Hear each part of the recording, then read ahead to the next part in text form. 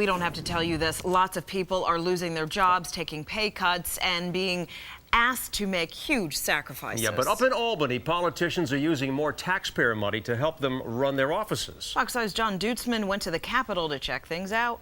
I'm really glad you asked that question. We're not 100% sure that State Assembly Speaker Sheldon Silver is glad that Fox 5 came to Albany to ask questions. John Deutzman, Channel 5. We came to ask Silver and Senate Leader Malcolm Smith the same stuff. You guys, your expense report comes out and it's up. Yes, expenses are up here in Albany, and we're talking expenses just to run the state legislature. Office workers, travel expenses, audio equipment for staged news conferences, even media people who deal with pesky reporters. Senator from Channel 5 in New York, I have a really quick question. I'm sorry, we have excuse me. Before we go on, you need to know that this study by the NYU Brennan Center for Justice 5 years ago hammered the legislature for being the worst in the nation. Dysfunctional, broken, and inefficient were some of the words used. And it says they spend more on the legislature's own operations than most, if not all, legislatures. And now we find out that during the state's fiscal year that began last April and just ended in March, during the time when the economic crisis hit New Yorkers in the gut, spending for the legislature was up. Almost $200 million was spent, an increase of 2.9% from the year before. First, there's the Assembly, 150 members controlled by Democrats and led by Silver. Their expenses were more than $102 million, up 2.7% from last year. The average guy's like, what? These guys are spending more money? Well, I'm glad you give us the opportunity to explain to the average guy at home, some of the things that are necessary in order for government to function. And I'm very glad you're here. Silver claims that, ironically, the bad economy made the Assembly work harder, causing expenses to go up.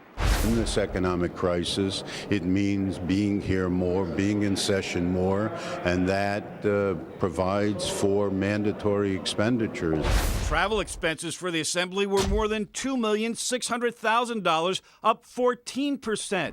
Silver says a lot of that increase was caused by high gas prices in the early part of the fiscal year. And in these detailed books of expenditures, you can look up exact expenses for the first half of the fiscal year. For example, Silver's own travel expenses were almost $12,000. I have to be here. I can be in my district this evening.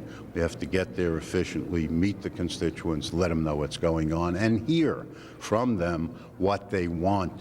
Some people did not want Silver flying back and forth to Albany at a reported cost of $500 to $750 a round trip. Lately, his staff tells us his round trips by air have cost around $136, which, if true, is less than it costs to drive and slightly more than taking the train.